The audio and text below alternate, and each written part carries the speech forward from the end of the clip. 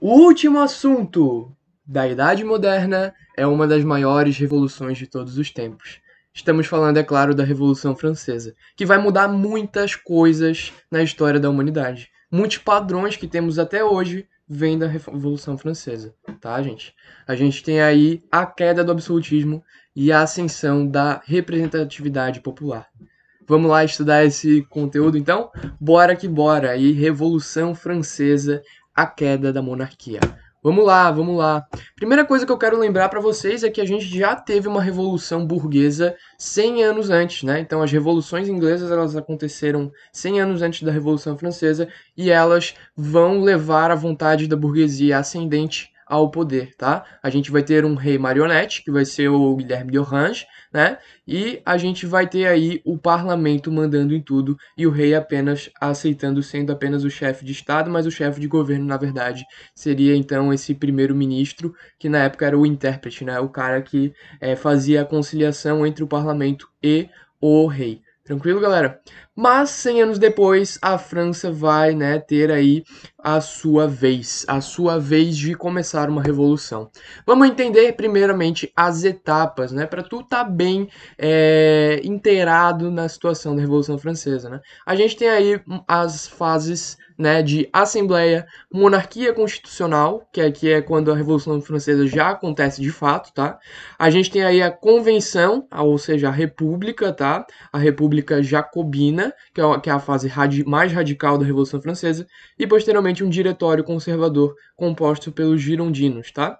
Então as assembleias e a monarquia constitucional elas vão abrir espaço para a revolução se concretizar de fato, tá? As assembleias vão ser organizações moderadas, tá? Principalmente, onde os girondinos eles vão ter o seu projeto, né? Eles vão vencer nessa disputa, né, entre girondinos e jacobinos, tá? A monarquia constitucional ela vai ser uma fase onde a gente vai ter aí, né, o nosso querido rei, né, sendo então o cara da vez, só que ele não manda em nada, né? Na verdade, quem vai mandar, o rei, ele vai ter os seus poderes cortados em muito, né? Porque a gente vai ter uma ascensão aí do legislativo. Então vamos lá, mas aí tu não entendeu nada disso, né? Porque tu não sabe o que é jacobino, tu não sabe o que é girondino, e é por isso que eu estou aqui, tá? Mas basicamente esse é o resumo da Revolução Francesa. Tu precisa entender essas etapas para tu ter uma noção do que está acontecendo. Esse daqui é o quadro geral, esse aqui é o quadro resumo. Eu poderia muito bem fazer uma aula de revisão de Revolução Francesa apenas baseado nesse quadro, tá? Mas para entender a Revolução Francesa, tu precisa entender o contexto, os antecedentes da bagaça toda, beleza? Vamos lá. A gente tem na França, nessa época, uma sociedade aristocrática de privilégios. O que isso significa?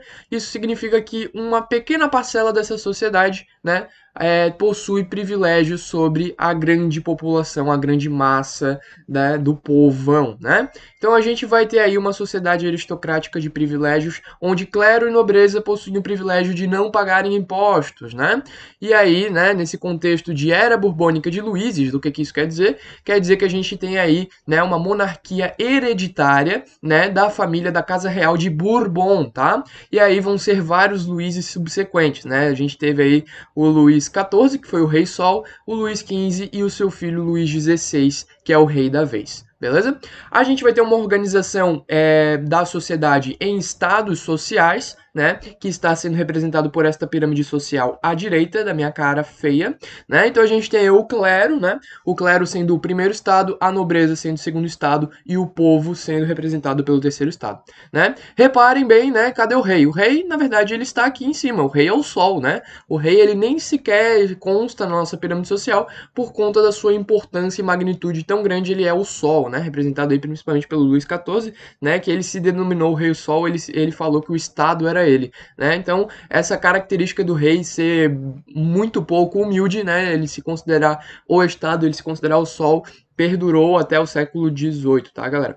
Então a gente vai ter aí, né, também a representação de que essa pirâmide social é uma bomba, né? É uma bomba que tá prestes a explodir. Por isso que eu coloquei aqui esse fio aí de que vai explodir. A qualquer momento essa pirâmide social vai explodir. Por que vai explodir? Porque nós temos a grande massa, tá? Essa pirâmide a gente poderia até fazer ela um pouco menos, tá? Nobreza e clero é bem menos, tá, gente?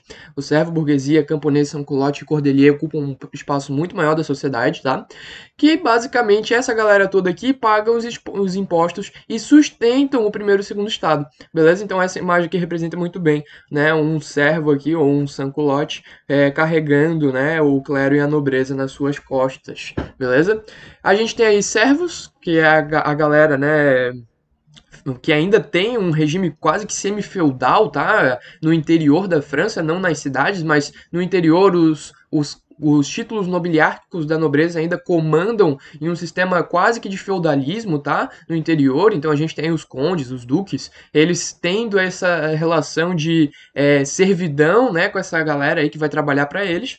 A gente vai ter aí a burguesia, obviamente, a burguesia urbana, né? Muita gente dessa burguesia está inserida nessa nobreza, mas a pequena, a alta burguesia, uma parte da alta burguesia ainda está no terceiro estado, tá? Só que existe uma parcela da burguesia que é a chamada nobreza togada, né, que compraram os títulos nobiliárquicos e estão aqui na nobreza, tá? Mas não é a maioria, tá? A maioria tá aqui no terceiro estado, a maioria paga, né, impostos, beleza? A gente vai ter os camponeses, né, que estão em condição similar a de servos, né, nos campos. A gente tem os sans-culottes, que tinham esse nome por conta da calça que eles usavam, que era larga, comparada à calça, né, dos nobres. E a gente tem aí os cordeliers, que é pobre, muito mais pobre que os sans-culottes. Então o cordelier é a margem mais marginal da sociedade, é o mais pobre de todos, beleza? E todo esse aparato de pessoas, né, essa grande massa, paga todos os impostos, né, sustenta todo a situação econômica da França, beleza? A gente tem a ascensão das ideias iluministas de Rousseau, Montesquieu e Voltaire, né? Então aí liberdade, né, a democracia ressurgindo, a divisão do Estado em 3 poderes, né? Todas essas ideias estão surgindo. Tem aula no canal, tu pode procurar, tem aí as aulas de ideias iluministas, beleza? A gente vai ter uma crise de produção e abastecimento, né? Esse daí é o primeiro passo para a gente ter uma revolução, né? Primeiramente, né, a primeira coisa que deixa o cidadão muito puto é a situação econômica, né? É ele ser pobre a ponto de não poder comprar comida para sua família. A situação econômica vai se começar a ferrar, né? Ferrar-se com a crise de produção e abastecimento. A gente vai ter várias intempéries climáticas tanto na França como nas próprias colônias francesas, tá? Que vão então desencadear uma dificuldade de produção de alimentos. E essa dificuldade de produção de alimentos, ela vai acontecer em toda a Europa, tá, galera? E isso vai acabar dificultando a importação, né? Porque o meu vizinho também tá com problema na produção e é óbvio que ele vai usar essa pequena produção que ele tem para abastecer o próprio mercado interno, né? Então a França ela vai ter uma dificuldade de importar, ela vai ter uma dificuldade de produzir e isso tudo vai gerar fome. E a gente vai estar pessoas tendo fome na Europa, pessoas tendo fome principalmente na França que vive uma situação muito mais complicada do que outros países, beleza? A gente vai ter aí, né, vários conflitos externos acontecendo, somados à fome nós vamos ter o envolvimento da França em várias guerras que vão ser muito onerosas para os cofres públicos. Isso quer dizer que as guerras vão gastar muito dinheiro dos cofres franceses. A gente tem a Guerra de Sucessão Espanhola, que por mais que a França tenha saído prevalecida dessa guerra, foi muito custosa, tá? A gente tem a Guerra dos 7 Anos, que foi uma guerra direta entre França e Inglaterra, onde a França perdeu vários territórios coloniais, como por exemplo Quebec, né, lá no Canadá, e também as Índias. A gente vai ter a Guerra de Independência dos Estados Unidos, que a França vai investir muito nos Estados Unidos para obter certas vantagens políticas e econômicas, tá? Mas isso não vai dar muito certo. No fim das contas, a França ela vai conseguir um determinado território lá nos Estados Unidos, tá? Mas depois esse território vai ser vendido, tá? Então a gente vai ter aí, né, o envolvimento da França em vários conflitos que vão acabar gerando várias dívidas para os cofres públicos franceses. Somado a isso, nós temos aí esse carinha aí, né, que se chama Rei Luís XVI. O Rei Luís XVI, ele não é um rei comum, tá? Ele é um rei fraco, ele é um rei diferente, ele é um rei que ele tem dificuldades para governar, né? Ele tem certos problemas, né? O primeiro problema do nosso querido Luís XVI é que ele escolheu uma rainha austríaca, né? E o povo francês não gosta da Áustria, né? Existem várias rivalidades históricas, né? Inclusive das guerras que a França se envolveu ao longo do século XVIII, como a Guerra de Sucessão Espanhola, onde a Áustria vai ser uma rival muito forte da França, tá? E o rei Luís XVI já começa bem, né, escolhendo uma rainha que o povo não vai gostar nem um pouco por ela ser de origem austríaca. Né? Além disso, ele vai ser um péssimo administrador, ele não sabe governar de maneira efetiva, tá? Ele não sabe impor a sua vontade, ele é um rei fraco, tá, gente? Ele é um rei muito fraco. Ele é um rei até interessante, né? Que ele é um rei que ele, na cultura, né, dos nobres, rei não trabalha, né? Nenhum nobre deve trabalhar. Ué, onde já se viu? Nobre deve ficar deitado, né? Comendo tâmaras e cheirando flores de jasmim, né? E o rei não, o rei gosta de ser carpinteiro. Então ele vai lá, né, na oficina e ele começa a fazer seus trabalhos de carpintaria. O que vai ser visto, né, pela comunidade de nobres como uma atitude de rei fraco, né? Então ele tinha essa característica de ser conhecido por ser um rei fraco, né? E, enfim, a gente vai ter aí, né, além da situação do rei ser fraco, do rei ser mal visto socialmente, além da situação de a França estar com uma situação econômica muito horrível, além da situação da França ter fome, a França está perdendo na corrida industrial, né? Porque a gente está vendo no contexto de revolução industrial lá na Inglaterra, né, é que a Inglaterra está conseguindo produzir tecido de uma maneira muito, mas muito barata, né? A Inglaterra está produzindo tecido muito rapidamente e muito barato, o que vai acabar aniquilando, tá, a indústria manufatureira, né, que não é bem uma indústria, no caso francês, né? A Inglaterra tem uma indústria muito mais evoluída que a indústria francesa, né? Mas que é essa indústria de artigos de luxo, que é o colbertismo. O colbertismo vai entrar em crise por conta da competitividade inglesa, tá, gente? E aí isso vai gerar uma crise no comércio francês que dependia muito do colbertismo, tá? E esse colbertismo caindo e degringolando cada vez mais vai acabar fazendo que a gente tenha mais e mais dívidas. Vai chegar um ponto que o rei vai falir. A gente tem as finanças em crise. Os cofres públicos franceses estão quase acabando. A gente está quase no vermelho.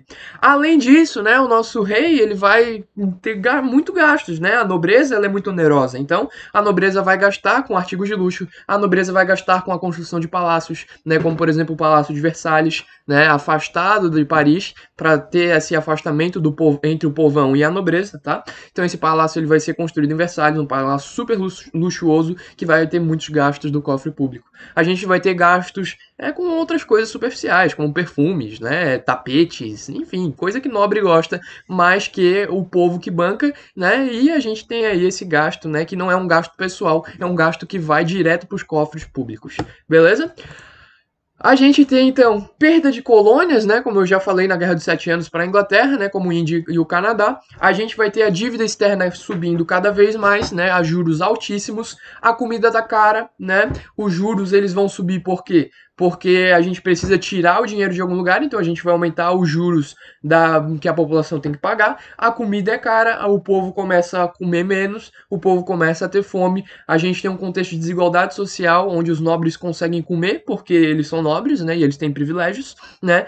No fim das contas, a gente tem uma crise generalizada, um rei fraco, uma economia em crise, uma política externa terrível, né, a indústria cada vez mais em decadência e a sociedade cada vez mais revoltada. Uma crise generalizada que era o principal motor para que uma revolução acontecesse. A gente tem o estopim de uma revolução, onde o nosso rei fraco começa a agir que nem ursinho Pooh. Pensa, o que eu faço? O que eu faço? Né? O rei não sabia o que fazer. O rei estava obsoleto, o rei estava sem respostas para essa crise, né? E o rei que continuava a bater na cabecinha que nem ursinho Pooh, pensa, e não sabia o que fazer, vai se deparar com uma revolução. Mas isso é tema do próximo capítulo da nossa Revolução Francesa. Vejo vocês lá. Beijão! Uhul!